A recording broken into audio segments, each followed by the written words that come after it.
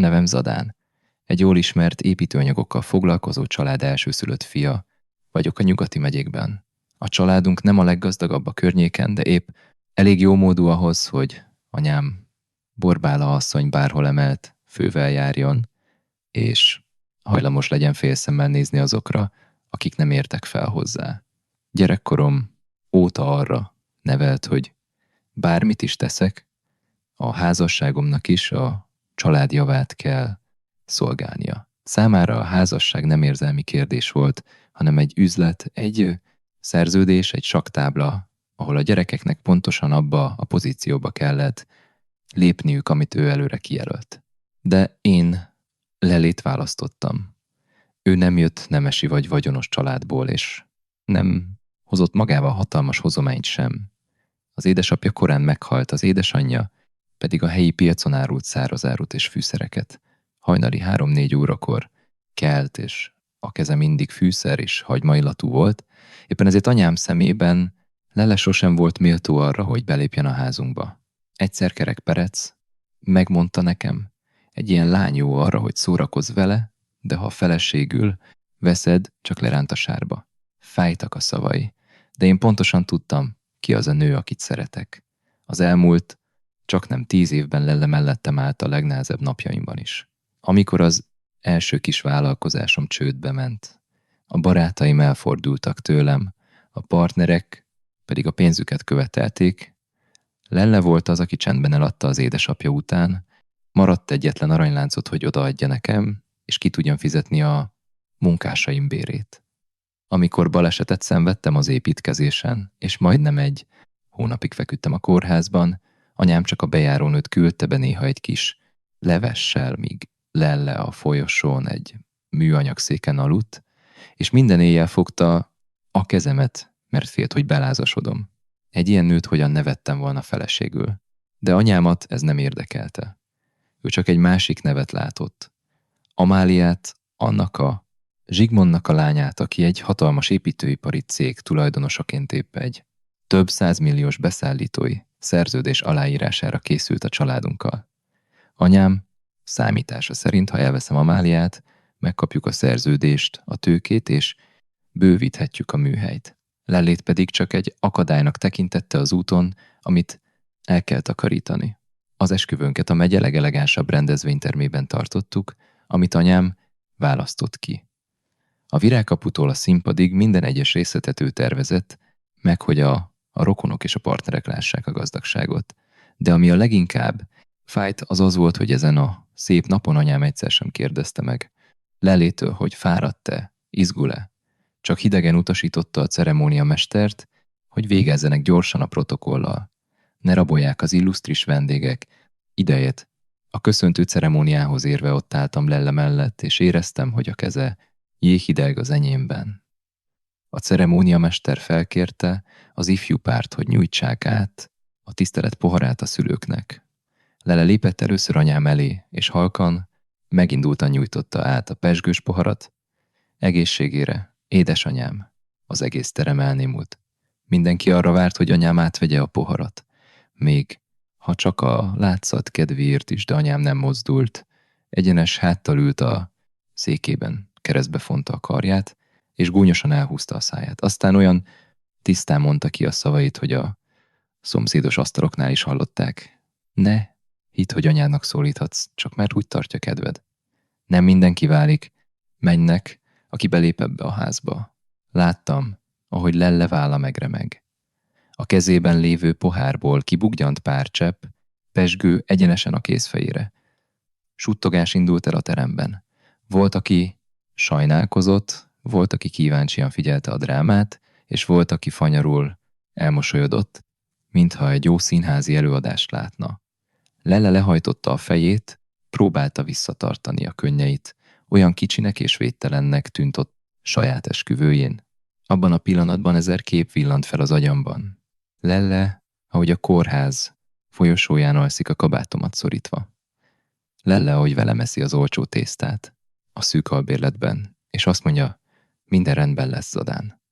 Lelle, ahogy némán tűrte anyám minden sértését, csak hogy ne hozzon engem nehéz helyzetbe. A lány már túl sokat szenvedett miattam. Ha ma is csendben maradok, nem érdemlem meg, hogy a férjének nevezzen. Odaléptem, megfogtam Lelle csuklóját, és felsegítettem. Aztán mindenki döbbenetére kikaptam a poharat a kezéből, és nagy erővel a földhöz vágtam.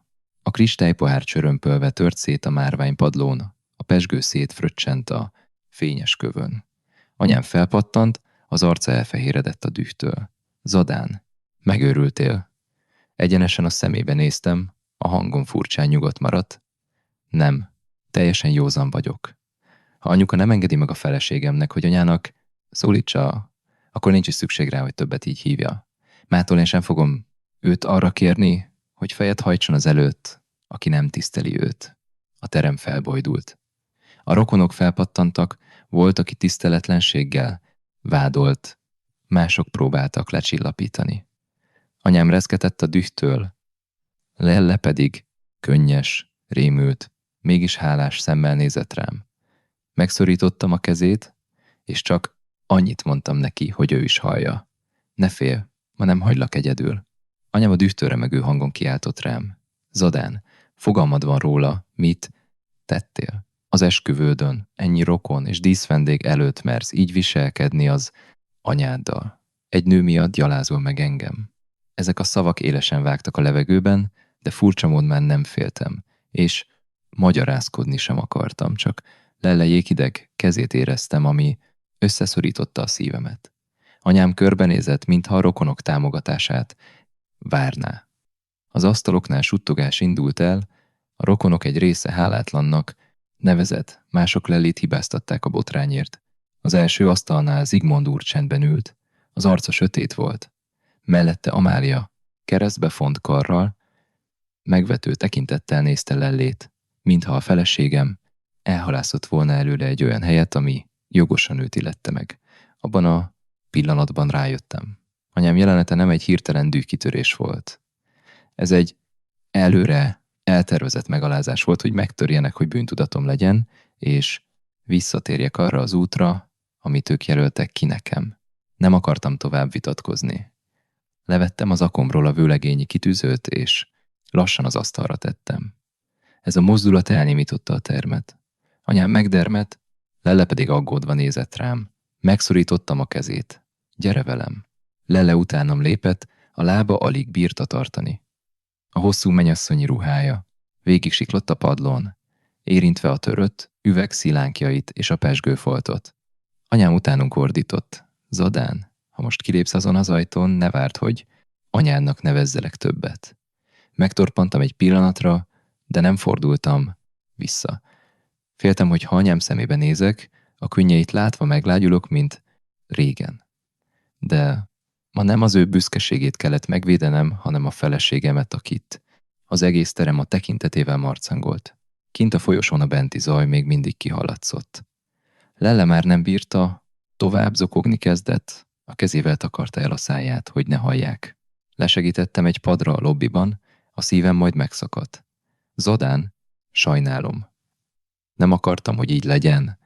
Félek, hogy miattam elveszíted a családodat, zokogta. Letérdeltem elé, megfogtam a remegő kezét.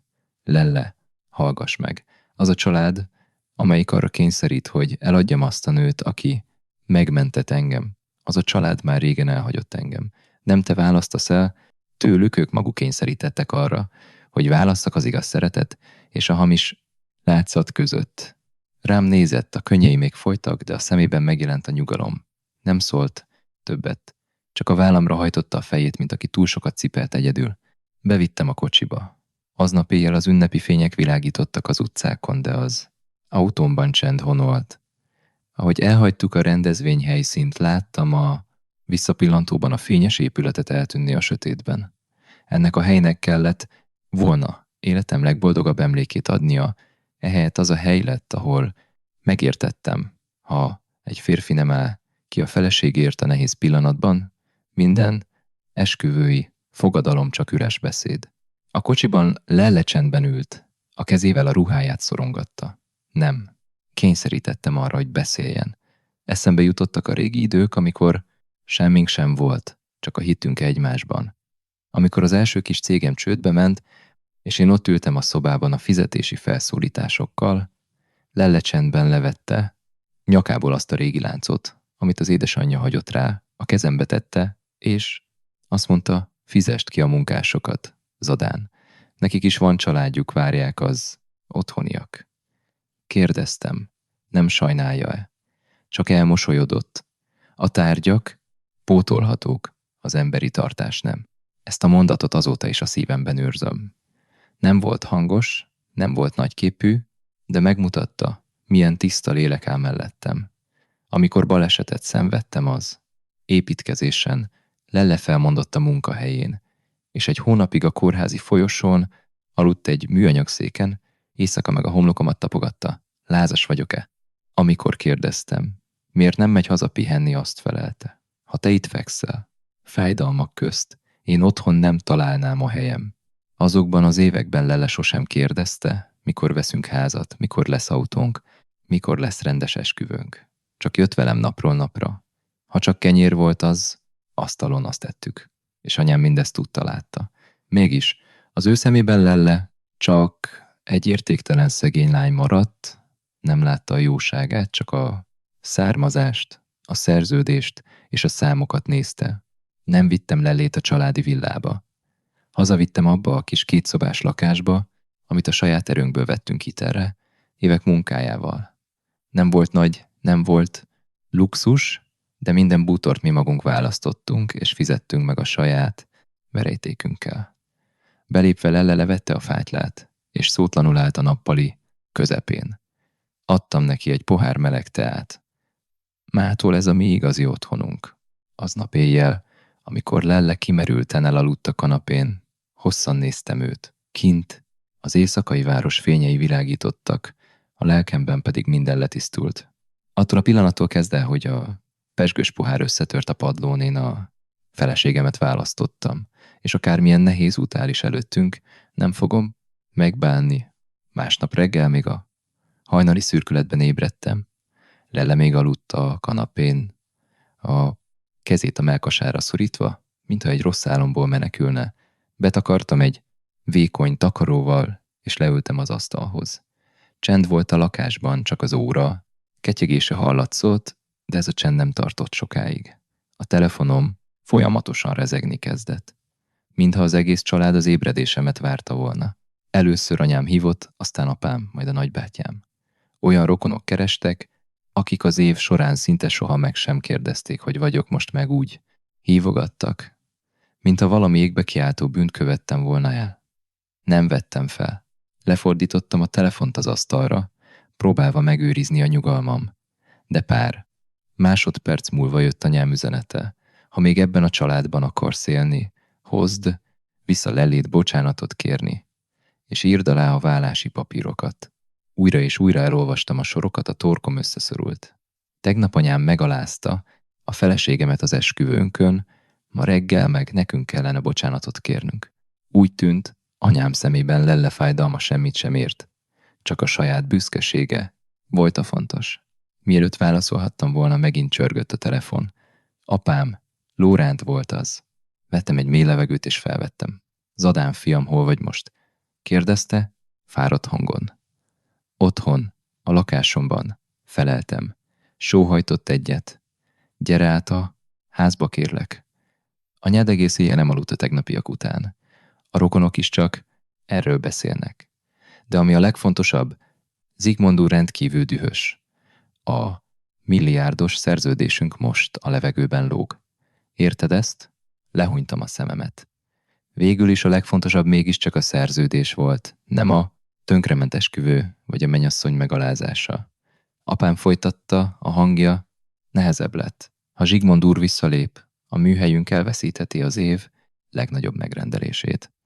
A bankok is szorítanak a hitelek miatt, és több tucat munkásunk fizetése múlik ezen. Ne engedd, hogy egy pillanatnyi makadság miatt az egész család tönkre menjen. Mielőtt válaszolhattam volna, anyám kikapta a kezéből a telefont, és a hangja szinte sikított a feszültségtől. Hallottad, Zadán? Ha elveszed Amáliát, megkapjuk a szerződést, a tőkét, a megváltást. Lelle mit tud neked adni? Kifizeti a banki hiteleidet, megmenti apád műhelyét, vagy csak sírni tud, hogy szembefordítson a szüleiddel. Erősen megszorítottam a telefont. Anya, Lelle nem ad szerződéseket, de hitet ad nekem és egy igazi otthont. Amikor a padlón voltam, ő volt az egyetlen, aki mellettem maradt. Anyám gúnyosan felnevetett. Hit, otthon, Zodán, felnőtt férfi vagy, és mégis ilyen gyerekesen gondolkozol. A szeretetből nem fogod kifizetni a banki tartozásokat. Egy férfinak, ha sikeres akar lenni, olyan nőt kell választania, aki feljebb emeli, nem pedig olyat, aki visszahúzza. Fájtak, és dühítettek a szavai. Tudtam, hogy anyám gyakorlatias asszony, de hogy a feleségemről úgy beszéljen, mint egy értéktelen tárgyról. Folytatta, nem, hagyva szóhoz jutni. Már beszéltem az ügyvédünkkel. A vállási és érvénytelenítési papírokat ma előkészítik. Csak alá kell írnod, adunk Lellének egy összeget a kellemetlenségekért, te meg bocsánatot kérsz Zsigmond úrtól és Amáliától, és minden meg van mentve. Döntöttem. Nem írom alá. A túloldalon beállt a néma csend. Aztán anyám hangja sokkal halkabb és ijesztőbb. Lett, mint amikor kiabált. Gondol meg jól, Zadán. Ha ilyen makacs vagy, összehívom a családi tanácsot, és visszavonom az ügyvezetői kinevezésedet a családi műhelyben. Elveszítesz minden jogkört, az aláírási jogot, a bankszámlákat. Otthon maradsz gondolkozni. Amíg bocsánatot nem kérsz, Zsigmondéktól. Fanyarul elmosolyodtam. Ha a feleségem elhagyása az ára, anya, vedd el a pozíciómat nyugodtan. Anyám csikorgatta a fogát. Ne hidd, hogy az albérletben biztonságban vagy. A lakásod előlegébe mi is adtunk pénzt, megvan a jogom, hogy visszaköveteljem, vagy zároljam azt a részt. Mivel fogod akkor megvédeni azt a lányt, az olcsó érzelmeiddel. Ebben a pillanatban a konyhából egy halknesz hallatszott. Hátrafordultam, és láttam, hogy Lelle a pult mellett áll. Nem tudom, mikor kelt fel, és mennyit hallott a beszélgetésből. Épp zöldséget vágott volna, de a bal keze megremegett, és a kés megvágta az ujját. A vér azonnal kibuggyant a bőrén. Mégiscsak csendben próbálta letörölni egy papírral, mint a félne, hogy zavar engem. Abban a pillanatban a dühöm elmúlt, és csak mély fájdalmat éreztem. Ez a nő, akit tegnap megaláztak az esküvőjén, most azt hallgatja, hogy a férje családja úgy akar tőle megszabadulni, mint egy megunt bútortól. És ő még most is csendben marad, próbálja nem zavarni a köreimet. Letettem a telefont, anyám beszéde közepette. Odaléptem Leléhez, megfogtam a kezét, és a csap alá tartottam. Megpróbálta elhúzni. Nem fáj, Zadán. Beszélj, csak nyugodtan anyukáddal. Ránéztem, a torkom elszorult. Ne mondd többé, hogy nem fáj. Elég volt ebből a mondatból. Lehajtotta a fejét, a könnyei a vérző kezére hullottak. Csak félek. Félek, hogy miattam elveszítesz mindent. A családodat, a munkádat, a házadat. Elővettem a fertőtlenítőt, óvatosan lekezeltem és bekötöztem az ujját. Lassan, megfontoltan mondtam neki. Ha bármit is csak úgy tudok megtartani, hogy eltaposlak téged, akkor arra nincs szükségem. Új lakást bérelhetünk, új munkát találhatok, de ha ma aláírnám azt a várólapot, soha többé nem tudnék a tükörbe nézni. Lelle sírva fakadt, de ezúttal nem tartotta vissza. Magamhoz öleltem, és hagytam, hogy kisírja magát a vállamon. Kint a telefon még rezgett az asztalon, de én már nem akartam hallani. Döntöttem. Nem viszem vissza Lellét bocsánatot kérni. Nem írok alá semmilyen vállási papírt, és ha anyám a műhellyel vagy a lakással akar zsarolni, hát hagyom mindent. Attól a pillanattól kezdve ez már nem egy esküvői pohárköszöntőről szólt. Ez a küzdelem volt, hogy megvédjem a feleségemet a családom hideg számításaitól, és nem fogom hagyni, hogy Lelle egyedül álljon ebben a viharban. 3 nappal az esküvő után a kis lakásunkban végre beállt a viszonylagos csend. Lelle nem emlegette az esküvői botrányt, de láttam rajta, hogy még nem nyugodott meg. Valahányszor megrezdült a telefonom az asztalon, a keze megállt a munkában, mintha attól félne, hogy ismét anyám fenyegető szavait kell hallgatnia. Én sem voltam jobban. Napközben próbáltam távolról intézni az ügyeket, éjszaka meg a plafont néztem, azon gondolkozva, mit léphet még anyám, hogy megtörjön minket. Aznap délután borús idő volt, a szél zörgette az erkély ablakait. Épp a raktárjelentéseket néztem, amikor megcsörrent a kaputelefon. Lelle jött ki a konyhából. A keze még lisztes volt, mert épp tésztát gyúrt. Rám nézett, jeleztem neki, hogy maradjon, majd kinyitottam az ajtót. Amikor megláttam, ki áll kint, összeráncoltam a szemöldököm. Amália volt az. Egy elegáns, krémszínű selyemruhát viselt, vékony blézert, stílusos frizurát, kezében pedig egy ezüstpapírba csomagolt díszdobozt tartott. A drága parfümje azonnal betöltötte a kis előszobát. Furcsán hatva a Lelle által főzött, gyömbértea és a liszt illata mellett. Amália kedvesen elmosolyodott, de a mosolya megtervezettnek tűnt. Zadán, elnézést a zavarásért, de a múltkoriak után úgy éreztem, illik meglátogatnom a sógornőt, és hoznom egy kis ajándékot. Az a sógornő szó a szájából gúnyosnak hatott. Mielőtt válaszolhattam volna, Lelle lépett előre, letörölte a kezét a kötényébe, és udvariasan szólt: gyere be, Amália, így áll egy csésze teát. Ránéztem a feleségemre. Bár tudta, hogy ezt a nőt anyám az én feleségemnek szánta, mégis megőrizte a tartását és az udvariasságát. Ez egyszerre töltötte el büszkeséggel és fájt. A jóérzésű emberek sokszor azért szenvednek, mert tisztességesek maradnak azokkal is, akik nem érdemlik meg. Amália belépett, és a tekintetével gyorsan végigmérte a nappalit. A szürke, kicsit megkopott szövetkanapét, a faasztalt, amit én szereltem össze, Lelle, könyveit a polcon, és a párkányon lévő fűszernövényeket. Letette a díszdobozt az asztalra, és halkan megjegyezte: nagyon otthonos ez a kis lakás, Zadán, bár őszintén meglepődtem. Te egy ekkora villában nőttél fel, biztosan furcsa lehet most ebben a kis helyiségben élni. Lelle keze megállt a teáskannával. Jeges hangon válaszoltam Amáliának. Azért jöttél, hogy látogatóba jöjj, vagy hogy méregesd a lakást? Nem jött zavarba? Leült a székre, keresztbe fonta a lábát, mint aki otthon van. Ne legyél ilyen feszült, Zadán, csak az igazat mondom, ha valaki megszokta a jót, nehéz megszokni a kevesebbet. Előbb-utóbb szűknek érzi, majd ezt a helyet. Lelle letette elé a teát, és nyugodtan mondta: nem a lakás nagysága számít, Amália, hanem az, hogy aki benne él, az haza akar-e jönni. Ez a mondat halk volt, de láttam, ahogy Amália szája széle megfeszül. Nem várta, hogy Lelle ilyen okosan vág vissza. Nem akartam tovább húzni az időt. Leültem Amáliával szemben. Mondd el, miért jöttél? Nem hiszem, hogy csak teázni akartál.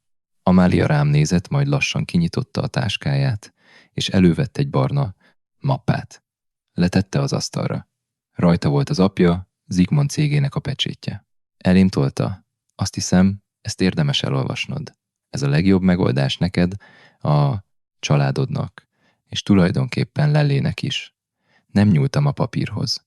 Beszélj, világosan. Elmosolyodott, most már gúnyosabban. Ha beleegyezel, hogy elválsz Lellétől, apám azonnal átutalja a tőkét a családi műhelyetek megmentésére. Sőt, te kapod meg az új, nagy beruházás vezetését, ami sokkal komolyabb, mint a mostani üzemcsarnokotok. Tehetséges vagy, Zadán, kár lenne tönkretenned a karrieredet egy ilyen érzelmi dolog miatt. Lelle mellettem ült. Az arca elsápadt. Ökölbe szorult a keze a kombján. Láttam a sértettséget a szemében.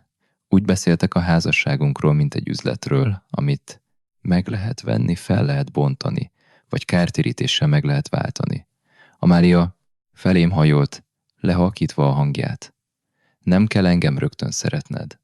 Házasok leszünk pár évig, a két családnak haszna származik belőle, az érzelmek meg majd jönnek maguktól később.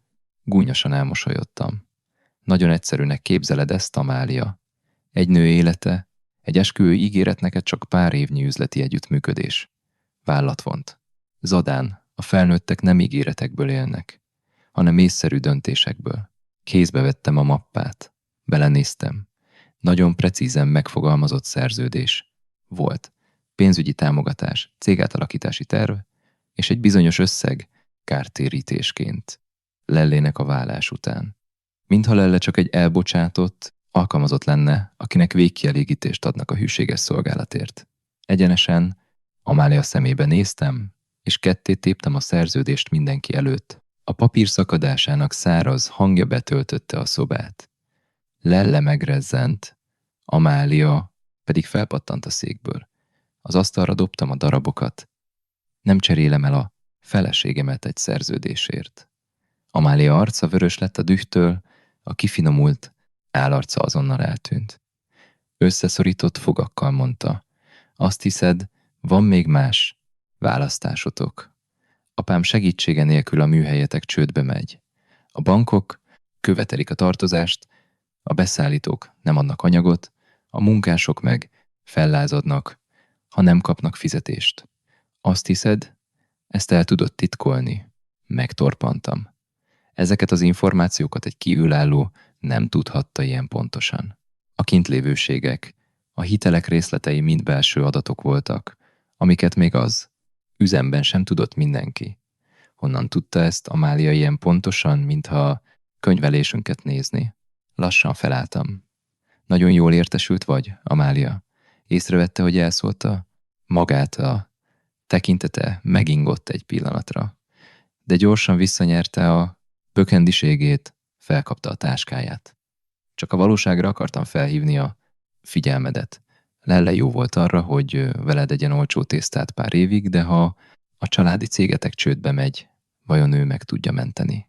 A férfiak a padlón hálásak a szép szavakért, de ha a szakadék szélére érnek, rájönnek, ki az, aki valóban segíteni tud rajtuk. Ezzel elviharzott. Az ajtó nagyot csattant mögötte. A szobában feszült csend maradt. Lelle lehajolt, hogy összeszedje a papírdarabokat a földről, de megfogtam a kezét. Ne nyújj hozzá. Nem ér annyit, hogy lehajolj érte. Rám nézett. A szeme vörös volt. Zadán, honnan tudta ezeket a cégünkről? Nem válaszoltam azonnal. Néztem a tépett papírokat az asztalon, és egyre gyanúsabb lett a dolog. Amália nem csak zsarolni jött. Véletlenül elárult valami nagyon fontosat.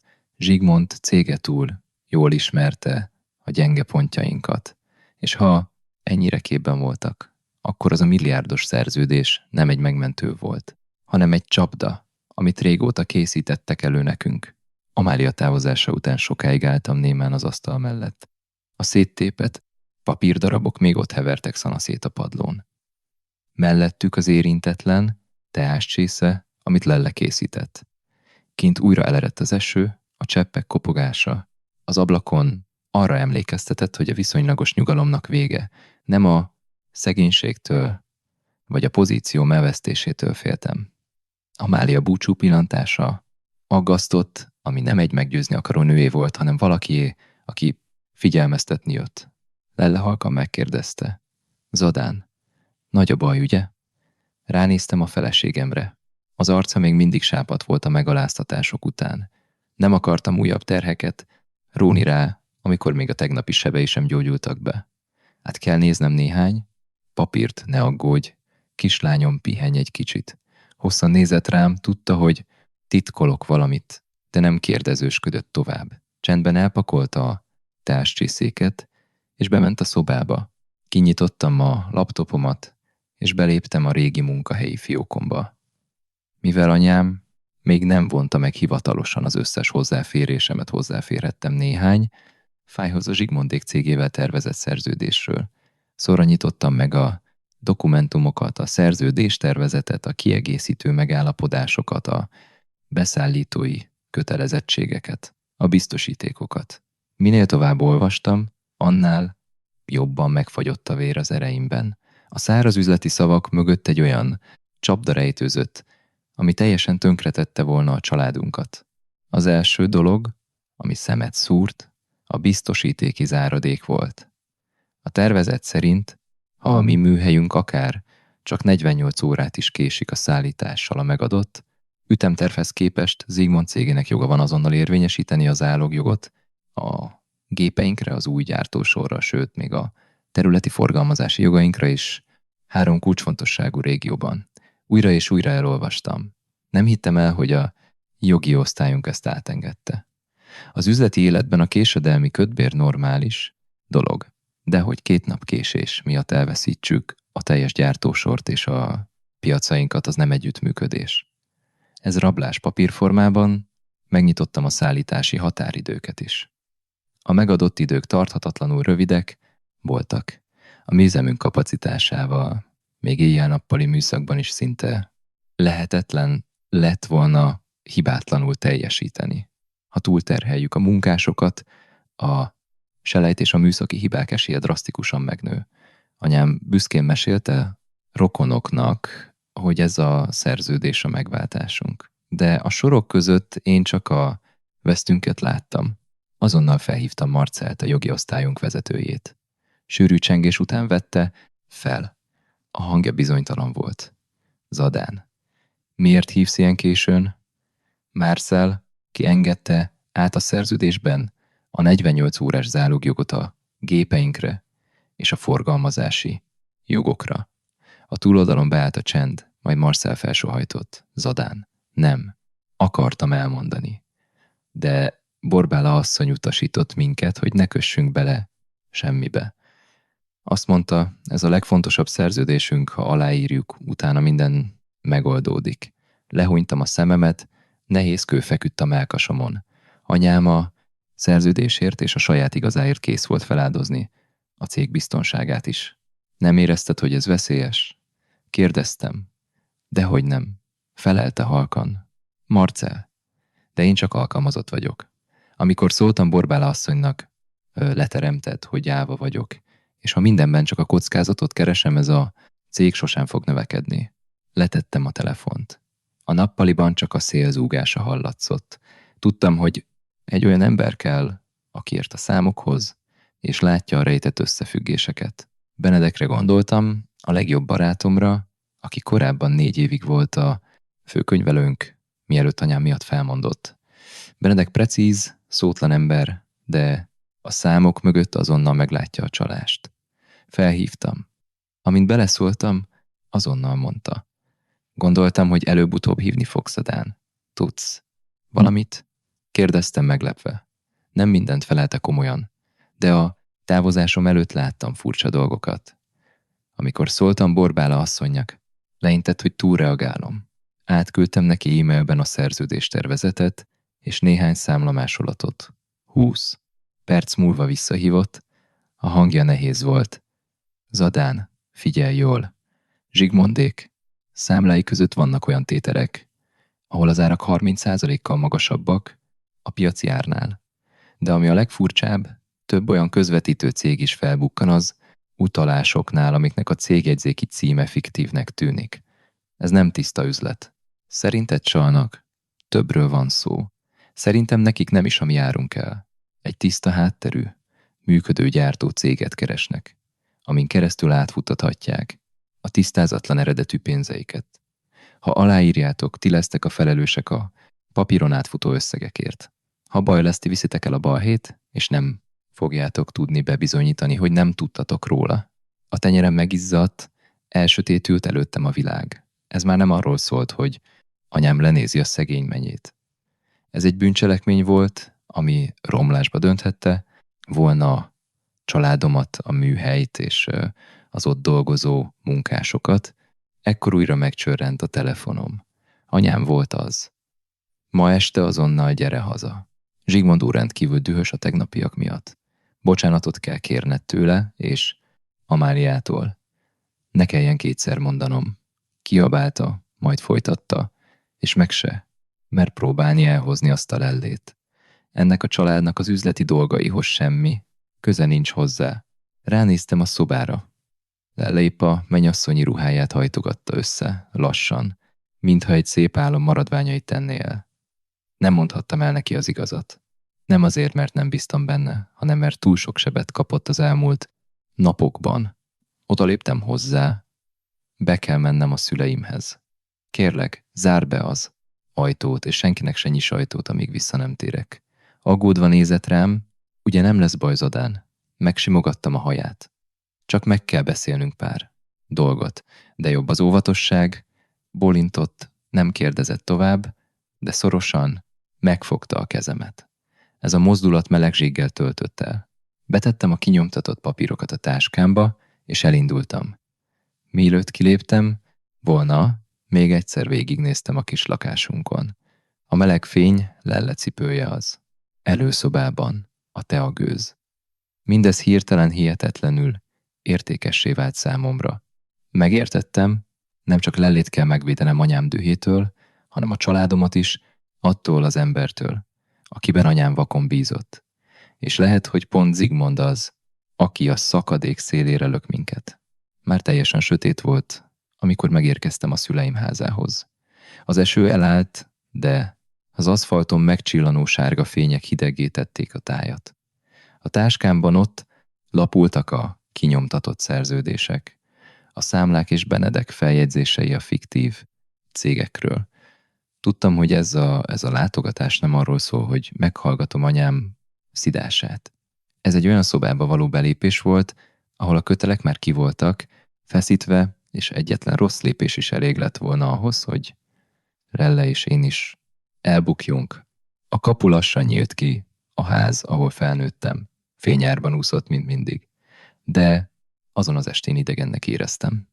A bejárónő lehajtott fejjel köszönt, a tekintete zavart volt, tudta, hogy bent vihar készülődik. Belépve a nappaliba, anyám halk, de feszült hangját hallottam. Anyám a kanapé közepén ült, az arca kőkemény volt, szinte sugárzott belőle a düh. Apám mellette ült, kezeit összekulcsolva a térdén, fáradt tekintettel. Velük szemben Zigmond úr ült, szürke öltönyben, az ujján lévő pecsétgyűrűt pörgetve. Amália mellette foglalt helyet, a szája megvetően görbült, a tekintetében győzelem tükröződett, a levegő pattanásig feszült. Mielőtt megszólalhattam volna, anyám felpattant, és a földre mutatott Zigmondék előtt. Zadán, térdelj le, és kérj bocsánatot Zsigmond úrtól és Amáliától. Kérj bocsánatot a cégünk életéért. Mit állsz ott? Némán? Ránéztem. Nem kérdezte, hogy vagyok. Leléről sem érdeklődött. Számára csak a szerződés, a látszat és az én megalázkodásom számított az ember előtt, akit a megmentőnknek hitt. Letettem a táskámat az asztalra, lassan mondtam. Azért kellene bocsánatot kérnem, mert megvédtem a feleségemet, vagy mert nem akarok báb lenni egy tisztázatlan szerződésben. A szót hallva anyám arca eltorzult a dühtől. Amália halk, gúnnyal felnevetett, Zsigmond úr pedig összevonta a szemöldökét. Nem kiabált azonnal. Inkább kényelmesen hátradőlt, a hangja mély volt és leereszkedő. A mai fiatalok túl sokat képzelnek magukról. Az üzletben meg kell tanulni fejet hajtani, nem pedig a szeremet hangoztatni a megélhetés ellenében. Szeretheted a feleségedet, de ne hagyd, hogy az érzelmek tönkre tegyék a családi vállalkozásodat. Egyenesen a szemébe néztem. A családi vállalkozás megmentése azt jelenti, hogy aláírok egy olyan szerződést, ami teljesen kiszolgáltat minket, akkor inkább menjen tönkre a cég. Ezzel kinyitottam a táskámat, elővettem a kinyomtatott papírokat, és letettem őket az asztalra apám és anyám elé. Ez a biztosítéki záradék. Ha 48 órát késünk a szállítással, Zigmond úr cégének joga van lefoglalni az új gyártósort, a műhelyt és a területi forgalmazási jogainkat. Apám felkapta a fejét. Eddig csendben volt, de a gyártósor és a területi jogok említésére a tekintete teljesen megváltozott. Anyám viszont mérgesen közbeszólt, ne gyere nekem ezekkel a jogi szakszavakkal. Minden komoly szerződésben vannak feltételek. Ha nincs garancia, ki merne velünk üzletet kötni? Oda fordultam hozzá. Anya, a garancia nem egyenlő azzal, hogy önként tesszük a nyakunkat a hurokba. Amália keresztbefont karral elmosolyodott. Zadán, úgy olvasod a szerződést, mintha tündérmese lenne. Ha nincs benned elég bátorság, ne üzletelj. Apám pénzt ad, kapcsolatokat, lehetőségeket a családotoknak. Cserébe teljesen természetes, hogy biztosítékot kér. Biztosítékot kérni rendben van, válaszoltam neki. De olyan feltételeket szabni, hogy egy 2 napos csúszásért elveszítsük a teljes üzemünket, az nem partnerség, az rablás, papírformában. Anyám az asztalra csapott. Elég legyen. Lelle beszélt rá erre a tiszteletlenségre. Amióta ismered azt a lányt, egyre makacsabb vagy. Ha valóban szeretne téged, arra kérne, hogy hajolj meg a családodért, nem pedig arra uszítana, hogy szembefordulj az anyáddal. Felnevettem, de ez a nevetés keserű volt. Lelle otthon maradt, semmit sem tudott, csak értem aggódott, mégis őt hibáztatták mindenért. Nem akartam, hogy az ő nevét bemocskolják ebben a szobában. Egyenesen Zsigmondra néztem. Ha ön tisztességes partner, miért szerepel a szerződésben ez a 48 órás zálogjog? Miért olyan rövidek a szállítási határidők, hogy a minőségi ellenőrzés mellett szinte lehetetlen teljesíteni? És miért fiktívek azok a közvetítő cégek, amiken keresztül az utalásaink mennének? Néma csend lett. Zsigmond úr keze megállt a gyűrűjén. A tekintete elsötétült, de pár másodperc múlva dühösen az asztalra csapott. A hangja fenyegető volt. Maga megsérti az én becsületemet. Ha maguknak nem kell ez a szerződés, van 100 másik cég, amelyik hálás lenne érte. Én csak az anyja iránti tiszteletből jöttem el. Ide. Ne higgye, hogy egy taknyos kölyök miatt hagyom magam sértegetni. Anyám azonnal felém fordult, remegett a dühtől. Látod, mit tettél? Még mit? Akarsz tönkretenni. Holnaptól visszavonom az ügyvezetői kinevezésedet az üzemben. Semmit sem írhatsz alá, nem adhatsz utasítást. Otthon maradsz, amíg meg nem jön az eszed, és bocsánatot nem kérsz Zsigmond úrtól. Hosszasan néztem rá. Azt hitte, ettől megijedek. De ami leginkább feltűnt, az apám viselkedése volt. Nem szólt semmit anyámnak, nem is szidott engem. Csak csendben összehajtotta az asztalon lévő szerződésmásolatot, és eltette a zsebébe. Ez az apró mozdulat megértette velem. Apámban is elindult a kételj. Összeszedtem a táskámat, és az ajtó felé vettem az irányt. Indulás előtt még odafordultam a szüleimhez. Elveszíthetem a pozíciómat, elmehetek a cégtől. De kérlek titeket, jegyezzétek meg, ha valaki túl nagy mézes madzagot húz el, előttetek, nézzétek meg jól, nincs-e benne horog. Anyám elfordította a fejét, Zsigmond pedig jeges tekintettel nézett utánam. Kiléptem a házból, a hátam mögött még hallottam anyám kiabálását. De tudtam, hogy ez a látogatás nem volt hiába való. Nem győztem meg anyámat, de apám fülébe elültettem a gyanút. És ha a családban akár csak egy ember is észhez tér, Zsigmond csapdája már nem lesz olyan tökéletes. Másnap reggel, alig hogy megközelítettem a családi műhely kapuját, éreztem, hogy a hangulat teljesen más, mint általában. Máskor ilyenkor nyüssög az üzem, targoncák zaja, fűrészgépek csikorgása, munkások hangos üdvözlései fogadnak. Most viszont az udvaron kis csoportokban álltak az emberek, a telefonjukat nézegették és suttogtak. Amikor meglátták a kocsimat, elhallgattak, majd újra összesúgtak. Még ki sem szálltam, de már éreztem a bajt. Bementem az irodámba, bekapcsoltam a számítógépet, és megnyitottam a belső hálózatot. Az első dolog, ami felbukkant, egy névtelen poszt volt a falu és a gyár belső fórumán. Nem volt hosszú, de annál gonoszabb. Azt állította, hogy a feleségem miatt, aki szegény sorból származik, szembefordultam a szüleimmel, visszautasítottam a cég megmentésére szánt milliárdos szerződést, és ezzel veszélybe sodortam az egész üzem jövőjét, a munkások fizetését. Alatta képek voltak Leléről. Ahogy a boltunk előtt áll, ahogy velem ül egy olcsó kávézóban. A kép aláírás szerint ő az a manipulatív nő, aki a háttérből irányítja a műhely. Ügyvezetőjét megszorítottam az egeret. Ez a cikk nem csak engem támadott, hanem Lelét akarta tönkretenni.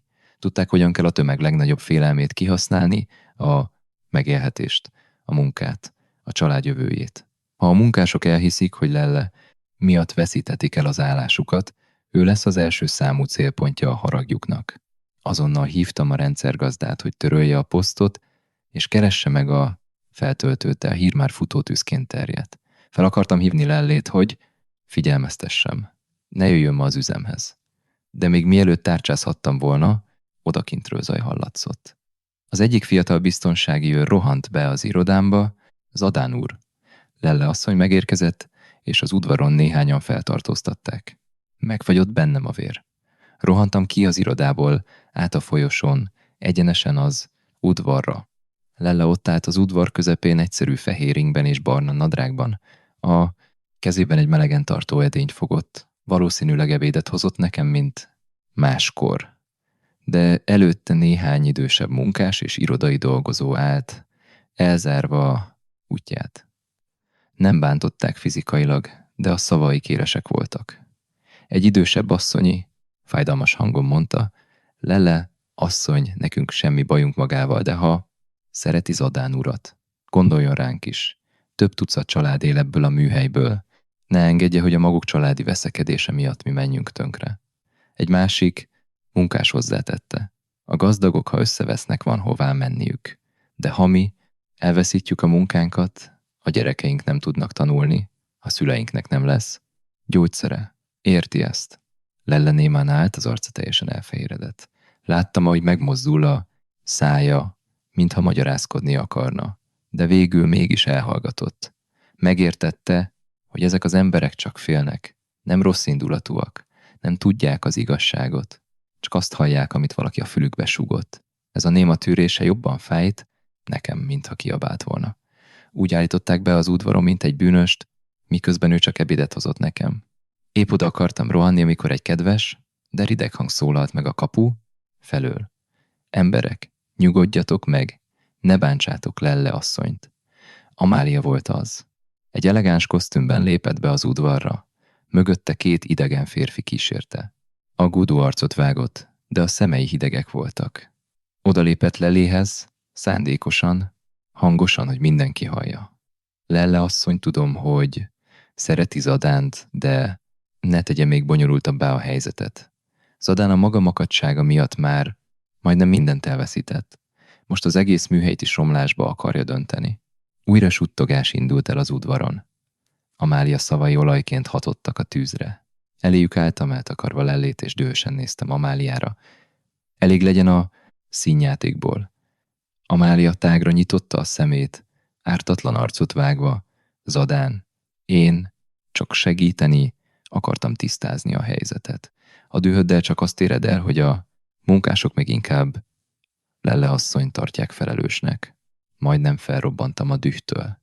Az a rágalmazó poszt és ez a jelenet mind az ő műve volt. Ki akartam tálalni az igazság minden részletét ott, az udvaron, de ekkor apám lépett ki az irodából. Megállt a tornát szélén, és mély parancsoló hangon megszólalt. Mindenki menjen vissza a helyére. Ez egy üzem, nem a piac. Aki munkaidőben csoportosul, annak levonjuk a bérét. Az udvar azonnal elcsendesedett.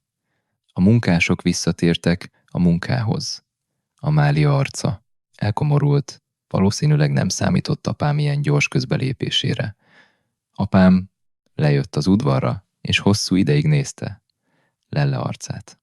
Most először láttam, hogy nem az após idegségével néz rá, hanem valódi megértéssel. Lelle nem drámázott, nem sírt, nem hibáztatott senkit. Csak szorította a melegen tartó edényt, elviselve a bűnt, ami nem az övé volt. Apám lassan megszólalt. Ebédet hoztál Zadánnak?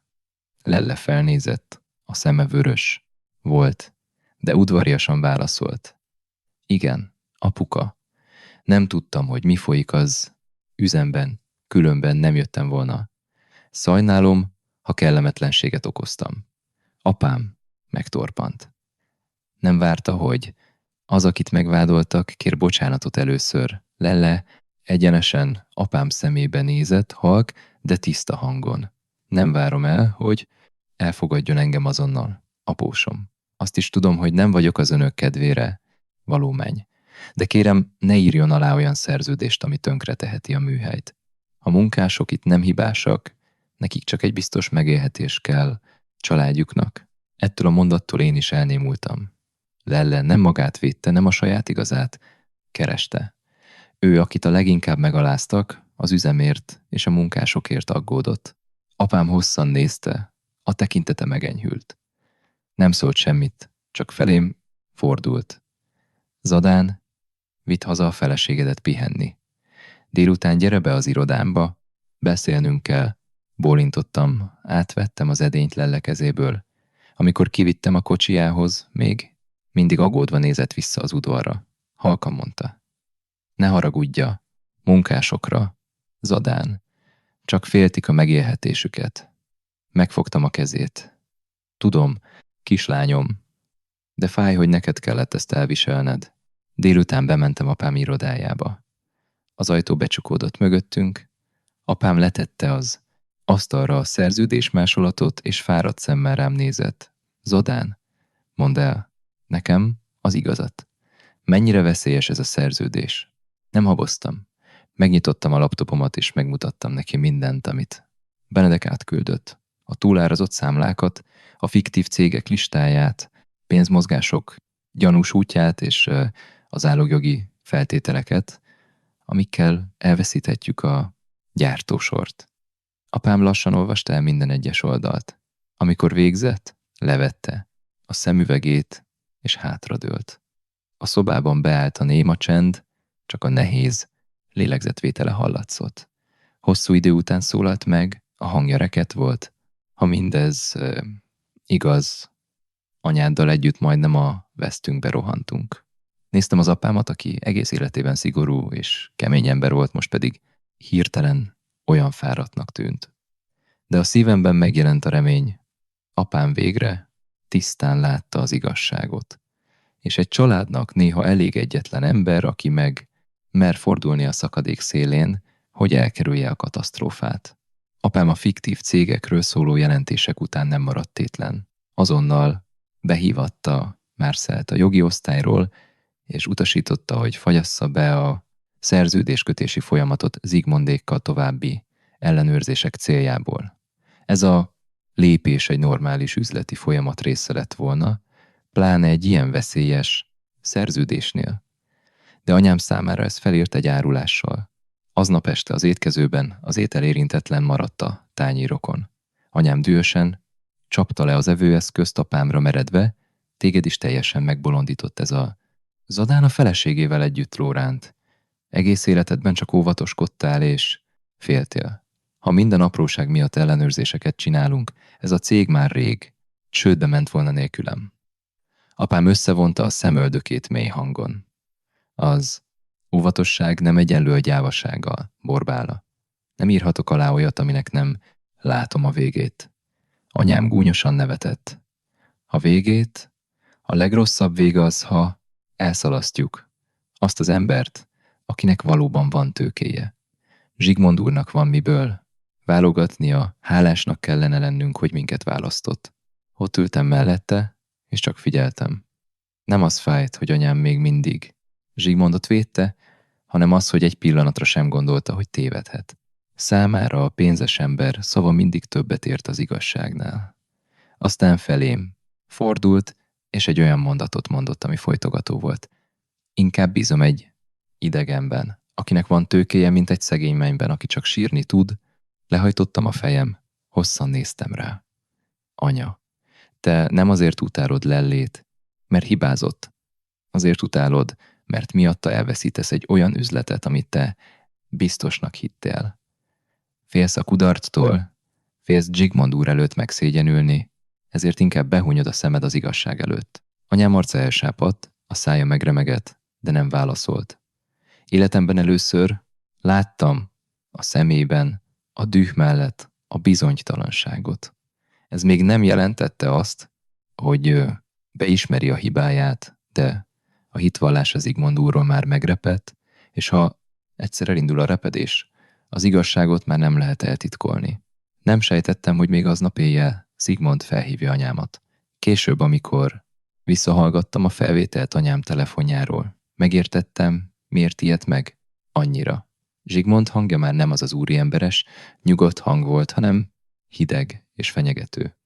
Borbála asszony, egyenes leszek, ha 3 napon belül nincs aláírva a szerződés, visszavonom a tőkét. Nem csak ez, de gondoskodom róla, hogy az egész megye megtudja. A cégük fizetésképtelen. A bankok, beszállítók, a vevők, ha csak egy gyanút hallanak, maguktól fognak elfordulni. Érti ezt? Anyám dadogva mentegetőzött. Zsigmond úr, kérem, ne tegyen semmi, hirtelen dolgot. Mindent megteszek, hogy meggyőzzem a férjemet és Zadánt. Zsigmond felhorkant. Nincs időm egy olyan fiúra várni, akit az asszonya megbolondított. Ha meg akarja menteni a műhelyt, lépjen egyedül. A bukástól való félelem anyámat egy hatalmas hibába hajszolta. Másnap reggel titokban bevitte a cég bélyegzőjét és aláírt néhány előzetes, kötelezettségvállalási papírt Zsigmondékkal. Apám és én sem tudtunk róla. Ezek a papírok önmagukban még nem jelentették a teljes szerződés hatályba lépését, de elég alapot adtak Zsigmondnak arra, hogy azt állítsa, a megállapodás létrejött. Anyám azt hitte, megmenti a céget, közben pedig ő maga nyitotta ki a kaput a rablók előtt. Ezzel párhuzamosan az alapanyagraktárunkban is furcsa dolgok történtek. Egy új szállítmány acéllemez érkezett, a papírok szerint minden megfelelt az előírásoknak. Minőségi igazolás, zárópecsétek. De Benedek, akit megkértem, hogy kövesse nyomon a gyanús tételeket, észrevette, hogy a minőségi igazoláson szereplő sorozatszám nem egyezik a lemezeken lévő daktilos jellel. Csak egyetlen karakter volt az eltérés a végén. De egy tapasztalt könyvelőnek ez már gyanús volt. Éjfél körül hívott megint Benedek, a hangja feszült volt. Zadán, gyere azonnal a raktárhoz. Kicserélték az árut. A papírok igaziak, de nem ehhez a szállítmányhoz tartoznak. Megállt bennem az ütő. Biztos vagy benne? Teljesen. Ha holnap ezt kiszállítjuk a vevőnek, mert kapunk a nyakunkba nem, megfelelő anyagminőség miatt. És ha visszakövetik a papírokat, az átvevő felelőssége lesz. Vagyis a miénk. Azonnal szóltam apámnak, és 4 óra múlva ott voltunk a raktárnál. A kapu résnyire nyitva volt. A biztonsági őr részegen feküdt a széken. Alig tudtuk felébreszteni. Motyogta, hogy jött egy ismerős a szállítóktól, hozott egy kis italt, kocintottak. Rohantam a biztonsági kamerákhoz. A felvétel pont abban 2 órában megint szünetelt, 10, 15 és 12, 17 között. Pontosan elég idő arra, hogy egy teherautó beálljon, kicserélje a rakományt, átírja a papírokat és elmenjen. Apám a sötét raktárban állt az acéllemezek mellett, az arca elsápadt. Kezében a minőségi igazolást szorongatta, a keze remegett. Ez már nem üzlet, Zadán. Ez egy csapda. Lefényképeztem minden egyes darabot, az árópecséteket, a keréknyomokat az udvaron. Ha Benedek nem veszi észre, másnap kiszállítjuk a hibás árut, és Zsigmondéknak meg lett volna az indokuk a 48 órás zálogjog érvényesítésére. Mi lettünk volna a felelősök, Zsigmond pedig csendben átvette volna az üzemünket. Másnap apám levitte anyámat a raktárba, hogy lássa a saját szemével. Azt hittem, anyám megérti, de csak makacsul nézte a lemezeket és elutasítóan legyintett. Lehet, hogy csak tévedés történt a szállítóknál. Miért kell mindent rögtön Zsigmondékra fogni? Csak hergelitek magatokat. Apám megdöbbent, én pedig nem. Bírtam tovább tartani magam. Ránéztem anyámra szavanként mondva, anya, te nem azért véded Zsigmondot, mert hibátlan, hanem mert félsz beismerni, hogy tévedtél. Félsz a megszégyenüléstől, ezért inkább hajlandó vagy becsukni a szemed a bűncselekmény előtt is, csak hogy ne kelljen bocsánatot kérned Lellétől. Anyám arca elsápadt, a szája megremegett, de nem válaszolt. Most először láttam a szemében a düh mellett azt az apró bizonytalanságot, ami a megvilágosodás kezdete. Nem kért még bocsánatot, de a hite már megrendült, és az igazságot már nem lehetett eltitkolni. Az acéllemezes incidens után apám egész éjjel nem aludt. Az irodájában ült a kinyomtatott szerződéseket, a fiktív cégek listáját és a raktárban készült fotókat nézegette. Másnap reggel, Alig, hogy beléptem, fáradt szemmel rám nézett. Zadán, anyád még nem hiszi el. Túl büszke asszony fél a kudarctól, ezért inkább ragaszkodik a hazugsághoz. Ahhoz, hogy felébredjen, a saját fülével kell hallani a Zsigmond szavait. Értettem a tervet. Ha én viszem a bizonyítékot, anyám azt mondja, lelleuszít. Ha apám ellenkezik, azt hiszi, gyáva. Csak Zsigmond tudta szétszúzni az illúzióit. Apám úgy tett, mintha engedne a nyomásnak, és privát találkozót, beszélt meg Zigmonddal, hogy aláírják a fennmaradó papírokat. Én és Benedek a szomszédos fülkében ültünk, mindent figyelve a diktafonon keresztül, amit apám rejtett el a zsebében. A találkozó egy csendes, vidéki fogadóban volt, ahol a fülkékfa paravánokkal voltak elválasztva. Mi 10 perccel korábban érkeztünk. Benedek megnyitotta a laptopot, ellenőrizte a hangminőséget. A hullámok egyenletesen mozogtak a kijelzőn. Megszorítottam a kezemet. Benedek rám nézett. Nyugodj meg. Zadán. Most az igazság kell, nem a düh. Bólintottam. Tudtam, ha túl korán rontok be, mindent elrontok. 7 óra körül megérkezett Zsigmond és Amália. Hallottam a hangjukat a fülhallgatón keresztül. Lóránt, Borbála, így helyes. Az üzletben az okos. Embereknek össze kell fogniuk, nem szabad hagyni, hogy a gyerekek elrontsák a nagy dolgokat. Anyám próbált mosolyogni. Zsigmond úr, elnézést a fiam miatt, fiatal még, és hirtelen haragú. De beszéltem vele. Apám lassan kérdezte. Szeretném tisztán látni a partnerséget, Zsigmond úr. Ha aláírjuk a szerződést, mi lesz a mi szerepünk az üzemben? Zsigmond azt hitte, apám teljesen megtört. A hangja pökhendi lett. A szerepetek nagyon egyszerű. Van egy üzemcsarnokotok, engedélyeitek és tiszta múltatok. Ez az, ami nekem kell. A tőkét, a megrendeléseket, az utat én biztosítom. Anyám megkérdezte halkan. Úgy érti, önök adják a pénzt és az értékesítést, mi meg csak gyártunk. Zsigmond elnevette magát. Borbála asszony, írják csak alá a papírt. Minél gyengébb a maguk cége, nekem annál könnyebb tőkét emelni benne. Később a névváltoztatás és a tulajdonosváltás már csak formalitás lesz. A fülhallgatómban hallottam egy pohár csattanását az asztalon. Anyám megdermedt, a hangja remegett. Ezt hogy érti? Én partnerséget akartam, nem a cégem eladását. Amália ekkor szólalt meg, lágy, de jéghideg hangon. Borbála néni, az üzletben nincs ingyen ebéd. Maguknak tőke kell. Nekünk meg egy tiszta gyártó háttér, amin keresztül átfuttathatjuk az áruinkat és a papírjainkat. Mindkét fél jól jár. Lehúnytam a szememet. Bár sejtettem, hallani az ő szájukból mégis borzalmas volt. Anyám rájött, mi az a tiszta háttér? Apám megkérdezte helyette. Szóval fiktív számlákkal akarja tisztára mosni a pénzét a mi cégünkön keresztül. Zsigmond hangneme megváltozott, már nem volt barátságos. Lóránt, ne játszd, az ártatlant. Kapsz tőkét, kapsz munkát, a fiad megkap egy jó házasságot a lányommal. Cserébe csak alá kell írnod néhány papírt. Azt hited, ingyen adjuk a megváltást? Amália nevetett. És Zadán házassága velem is csak garancia, hogy a 2 család szorosan összetartozzon. Akkor a papírmunka is egyszerűbb lesz. Végül is nem szerelemből akartam ebbe a családba jönni, csak a cél érdekében.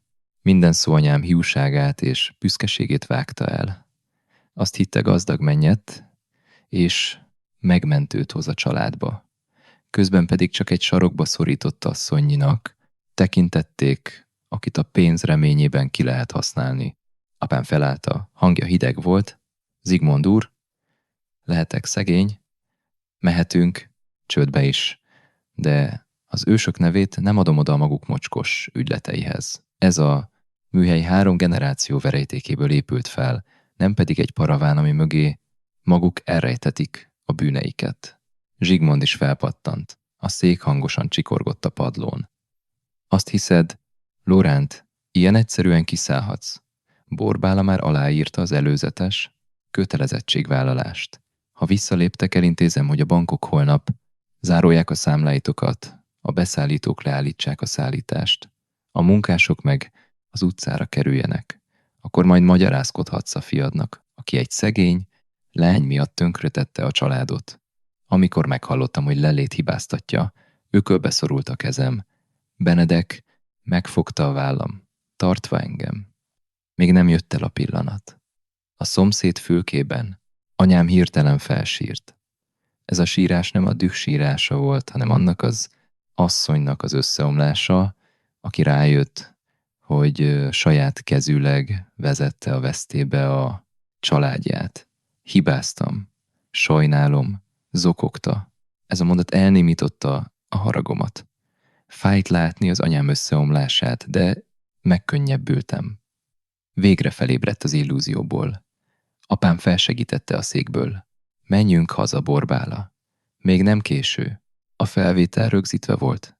Minden fenyegetés, minden elismert csalás megvolt. Tudtam, hogy a sakktábla megváltozott. De azt is tudtam, hogy anyámnak most a legnehezebb úttal kell szembenéznie. Elismerni, hogy az, akit lenézett, mentette meg őt a teljes romlástól. Aznap este, miután elhagytuk a fogadót, anyám nem ment haza a villába. Apám mesélte, hogy csak ült a kocsiban szótlanul, nézve a sötétséget. Az az asszony, aki mindig emelt fővel járt és parancsolt, most teljesen összetört. Rájött, hogy a büszkesége és a kapzsisága miatt majdnem eladta a saját fiát és a család becsületét is. Este 9 körül az autó megállt a mi kis lakásunk előtt. A biztonsági kamerán láttam, hogy anyám kint áll a kapuban. Nem csengetett, nem hívott. Csak állt ott, a sötétben, kezében egy kis táskával, összehúzódva a hideg szélben. Lelle jött, ki a konyhából, kezében egy konyharuhával. Ránézett a monitorra, majd halkan szólt. Édesanyád az, elakadt a szavam.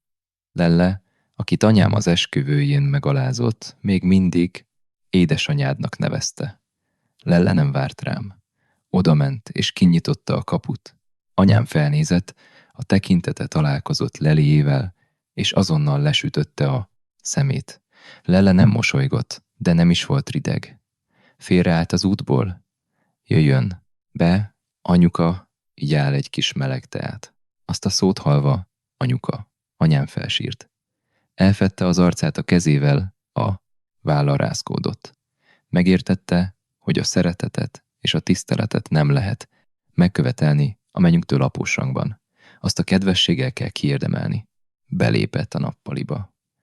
Körbenézett, a szürke kanapé, a faasztal, a fűszernövények, minden ugyanolyan volt, mint 3 nappal ezelőtt, amikor még lekezelően nézett rá. Leült a szék szélére, a táskáját a térdére téve. Öntöttem neki egy pohár meleg vizet, Lelle pedig vele szemben ült le. Hosszú idő után szólalt meg, a hangja rekedt volt. Lelle. Nem kérem, hogy megbocsáss. Tudom, hogy nincs jogom hozzá. Csak egy dolgot akarok mondani. Hibáztam. Lelle csendben hallgatta. Nem az fájt, anyuka, hogy szegény vagyok. A szegénységet megszoktam. Édesanyám a piacon nevelt fel, sosem szégyeltem.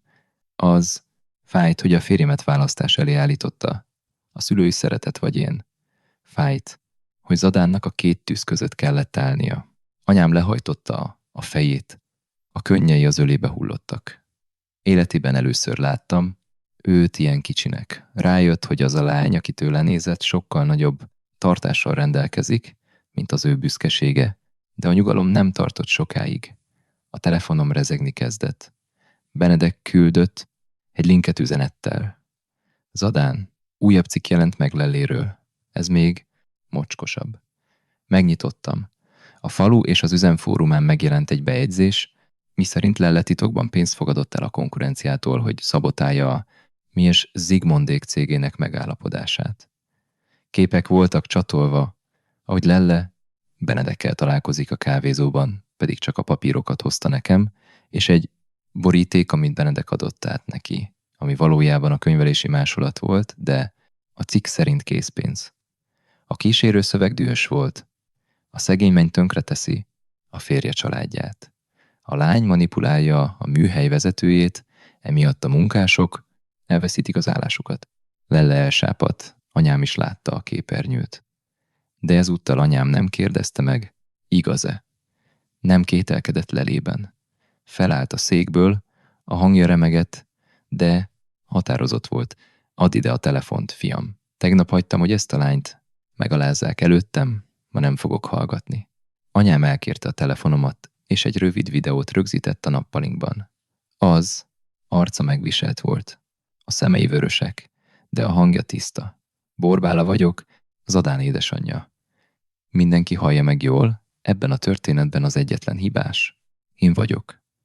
Én voltam az, akit a kapcsiság elvakított, és megsebeztem a menyemet, Lellét. Lelle nem szabotált semmit, nem ártott a cégnek.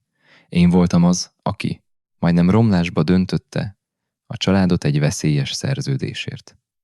Aki bántani akarja őt, annak velem gyűlik meg a baja. Régen nem engedtem, hogy anyának szólítson, de ma szeretném megtenni azt, amit egy tisztességes anyósnak az elejétől fogva kellett volna. Megvédeni a menyemet. Megnémultam. Lelle a kezével eltakarta a száját, és csendben sírni kezdett. A videót azonnal feltöltöttük, és gyorsabban terjedt, mint a rágalmak. És tudtam, hogy Zsigmond és Amália valahol ott állnak a képernyő előtt, látva, hogy az utolsó bábújuk is ellenük fordult. Anyám videója után a faluban és az üzemben elcsendesedtek a pletykák. Az emberek törölték a sértő hozzászólásokat. Néhány munkás üzenetben kért bocsánatot Lellétől. De a megnyugvás nem tartott sokáig. Zsigmond úr azonnal reagált. Másnap reggel, alihogy beértem a műhelybe, Marcel sápadtan rohant az irodámba. Zadán, Zsigmondék cége hivatalos értesítést küldött. Azonnali hatállyal visszavonják az összes megrendelésüket, és kártérítést követelnek, szerződésszegésre hivatkozva. Végigolvastam a hivatalos levelet. Nagyon ravaszul fogalmazták meg, nem említették a meghiúsult fiktív szerződést, csak a korábbi, kisebb megállapodásainkra hivatkoztak, hogy pénzügyi nyomást gyakoroljanak ránk. De ez még semmi volt. Délig 3 másik régi partnerünk is leállította a kifizetéseket, ki minőségi ellenőrzésre, ki belső auditra hivatkozva.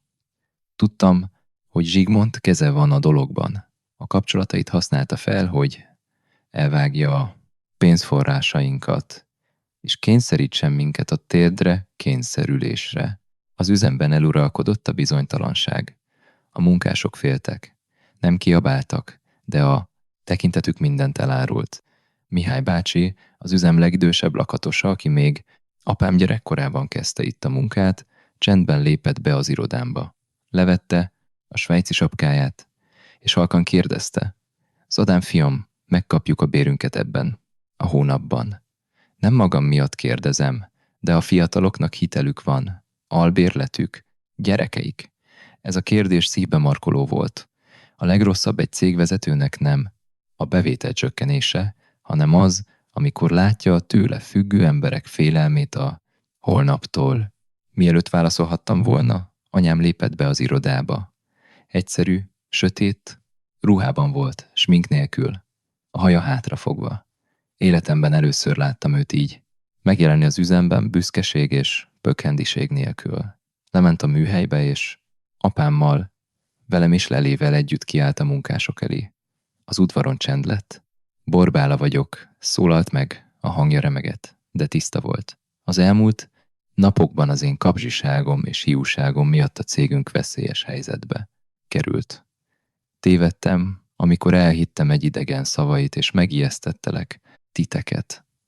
Kérlek titeket, adjatok néhány napot a családunknak, hogy megoldjuk a béreket. Elsőbbséget élvez a ti kifizetésetek. Nem fogunk cserben hagyni titeket. Senki sem tapsolt. De ez a csend már nem a gyanakvás csendje volt. Az őszinteség tisztelete volt. Mihály bácsi bólintott. Ha az asszony így mondja, hiszünk maguknak. Csak ne hagyják el a műhelyt. Anyám szeme megtelt könnyel. Nem, hagyjuk. Hibáztam. De a munkások nem fizethetnek az én tévedésemért. A szavai megindítottak. Pár napja még a szerződés volt neki minden. Ma megértette, hogy a cég mögött húsvér emberek állnak. Lelle sem maradt tétlen. Délután elkérte a könyveléstől a leginkább rászoruló munkások listáját, akiknek beteg gyereke van, akik egyedül nevelik a családot, vagy akik albérletben élnek. Otthon láttam, ahogy az asztalnál ülve jegyzetel. Mit csinálsz, kislányom? Kérdeztem. Felnézett, fáradt volt a szeme. Ha a cég nem tud azonnal mindenkit kifizetni, a leginkább rászorulóknak adjunk előleget a mi saját pénzünkből. Akiknek gyógyszer kell, vagy lakbér, segítsünk nekik először. Átöleltem. Ő, akit leköptek az udvaron, most azokon segített, akik bántották. Apám is gyorsan döntött.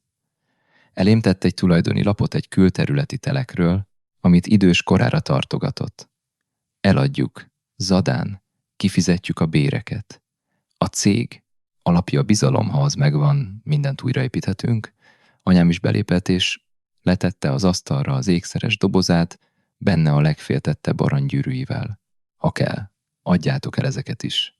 Én hibáztam a hiúságom miatt, nekem is vállalnom kell a terheket.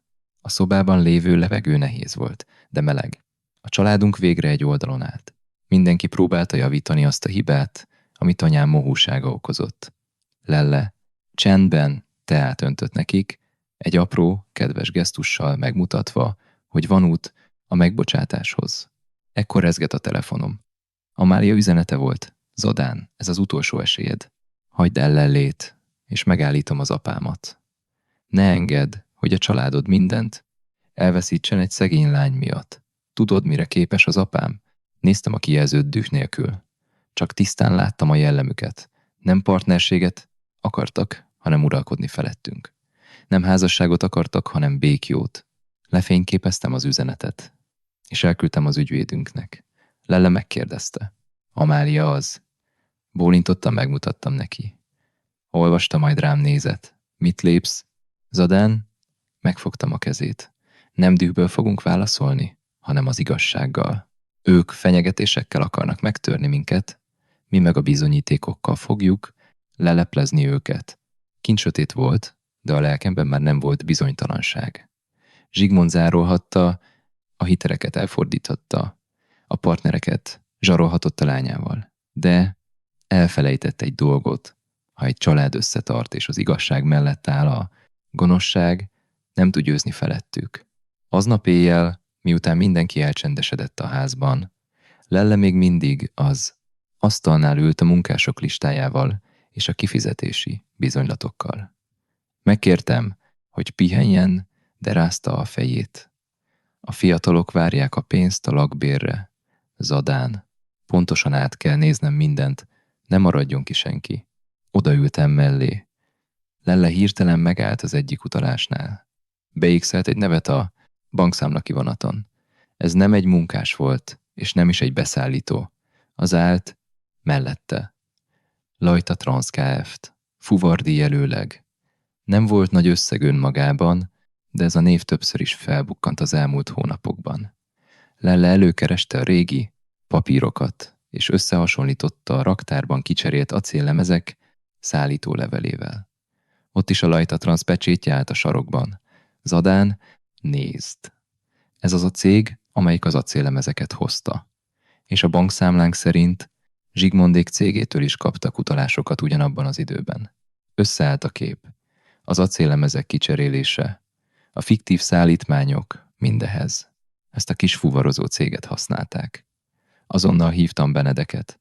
Alig telt el fél óra, visszahívott. Zadán, ez a Lajta Trans egy fiktív cég. Cégjegyzék szerint van teherautójuk, de a telephelyükön nincs semmi, csak egy elhagyatott raktár. Papíron szállítanak, de valójában csak számlákat bocsátanak ki, hogy átfuttassák a pénzt. Zsigmondék őket használták a pénzmosáshoz, és a ti műhelyeteket is be akarták szervezni ebbe. Felébresztettük apámat és anyámat, megmutattuk nekik a papírokat. Apám arca elsápadt. Ha aláírjuk a szerződést, mi lettünk volna a felelősök a papíron, átfutó fiktív árukért és pénzekért. Ha a rendőrség nyomozni kezd, minket vittek, volna el. Anyám zokogni kezdett, megfogta Lelle kezét. Ha te nem vagy, mindannyian börtönbe mentünk volna. Lelle halkan felelte. Nem én vagyok az, okos anyuka, csak nem akartam, hogy ártatlan munkások fizessenek mások bűneiért. Másnap reggel apámmal és Benedekkel kimentünk a Lajta Trans bejegyzett telephelyére. Csak egy elhagyatott, poros udvar volt egy rozsdás kapuval. Nem voltak teherautók se, iroda. Egy szomszédos lakos elmondta, hogy csak néha jönnek ide éjszaka zárt furgonokkal, de nappal üres a hely. Lefényképeztünk mindent, és jegyzőkönyvet vettünk fel az ügyvédünk jelenlétében. Amikor hazaértünk, Lelle telefonja megcsörrent. Egy ismeretlen szám volt. Megnyitotta, és Amália hangja szólalt meg a kihangosítóból, de a hangja nem gőgös volt, hanem remegő. Lelle, nálam vannak a dokumentumok, ha apám megtudja, végem van. De nem akarom tovább hallgatni a hazugságait. Találkozhatunk? Egyedül gyere, kérlek.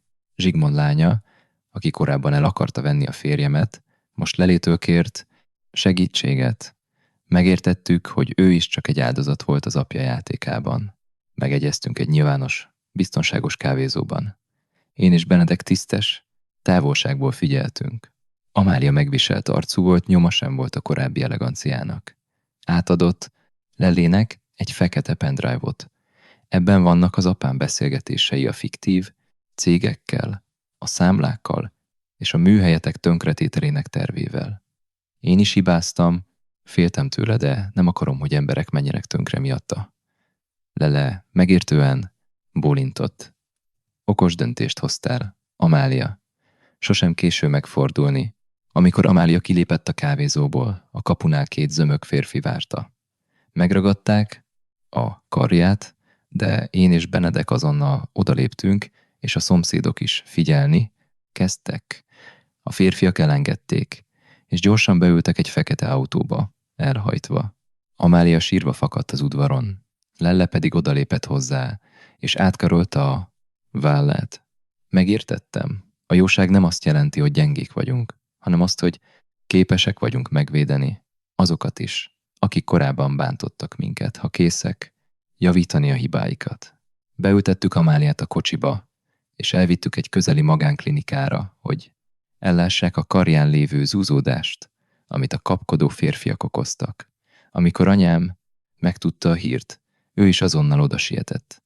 Belépve a kórterembe, meglátta Amáliát az ágyon, és a szemei azonnal megteltek könnyel. Korábban Amáliát látta a tökéletes mennynek a vagyona és a látszat miatt. Most egy megrémült gyereket látott benne, akit a saját apja használt feljátékszerként az üzleteihez. Anyám leült az ágy szélére, megfogta Amália egészséges kezét, a hangja elcsuklott. Bocsáss meg nekem, kislányom.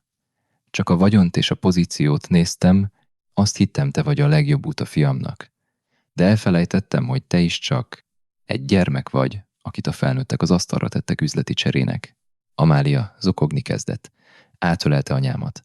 Nem volt többé pökhendiség sem, elvakultság. Csak a megkönnyebbülés könnyei, hogy végre kiszabadult az apja árnyékából. Amália rám majd Lelére nézett. Tanúskodni fogok. Vállalom a felelősséget a saját hibáimért, de nem hagyom, hogy az apám tovább pusztítson másokat. Bólintottam. Nem ígértem azonnali megbocsátást, de megadtam a tiszteletet a döntéséért. Vannak emberek, akiknek meg kell tapasztalniuk a félelmet ahhoz, hogy megértsék, a lelkiismeret többet ér a biztonságnál. És amint Amália aláírta a vallomást, Zsigmond utolsó vára is összeomlott. Az ügyvédünk segítségével apám találkozót beszélt meg Zsigmonddal az üzem tárgyalójában, mintha alá akarnánk írni a megállapodást. De a szobában már ott vártak a belső ellenőrök, a bank képviselői és a hatóságok emberei is, akiket Marcell és Hortenzia értesített a bizonyítékok alapján. Zsigmond magabiztosan lépett be az aktatáskájával, de amint meglátta a jelenlévőket, megfagyott a levegő az arca körül. Apám letette elé a fiktív számlákról, a Lajta Trans ügyleteiről és az acéllemezek kicseréléséről szóló dokumentumokat Amália vallomásával együtt. Zsigmond a dühtől elvörösödve kiabált. Ez rágalmazás. Csapda. De a bizonyítékok megdönthetetlenek voltak. A rendőrség emberei lefoglalták az iratokat, és Zsigmondot hivatali csalás és pénzmosás gyanújával őrizetbe vették. Amália a sarokban állt, a könnyei halkan folytak. Lelle odalépett hozzá, átkarolta a vállát, és csendben kivezette a szobából. Néztem őket, és rájöttem, hogy az igazság győzelme nem mindig hangos diadal. Sokszor csak egy néma felismerés, hogy a rossz út mindig a saját romlásunkhoz vezet.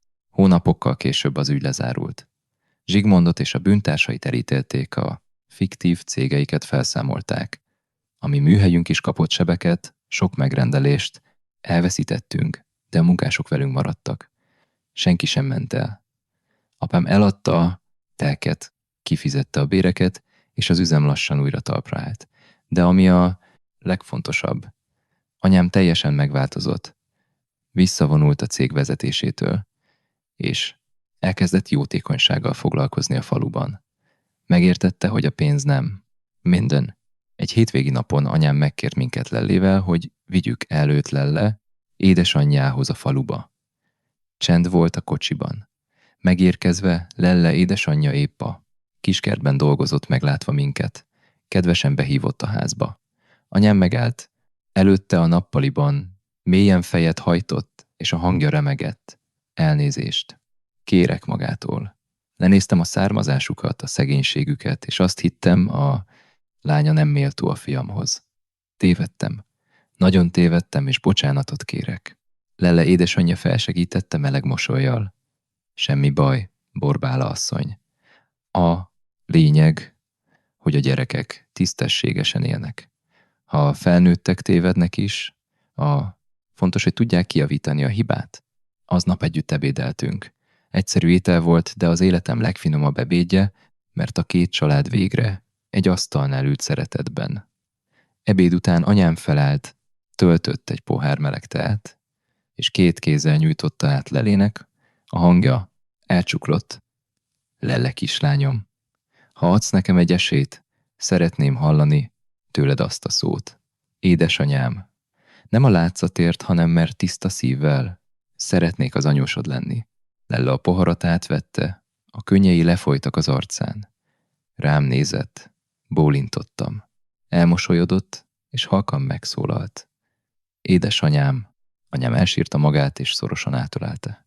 Néztem őket, és eszembe jutott az esküvőnk napja, amikor anyám még azt mondta, ne hidd, hogy anyádnak szólíthatsz, és ma ő maga kérte ezt.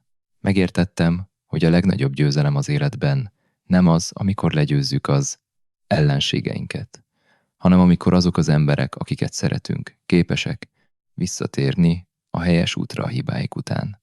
A műhelyünk stabilizálódott, tisztességesen dolgozunk, és a családunk végre békességben él.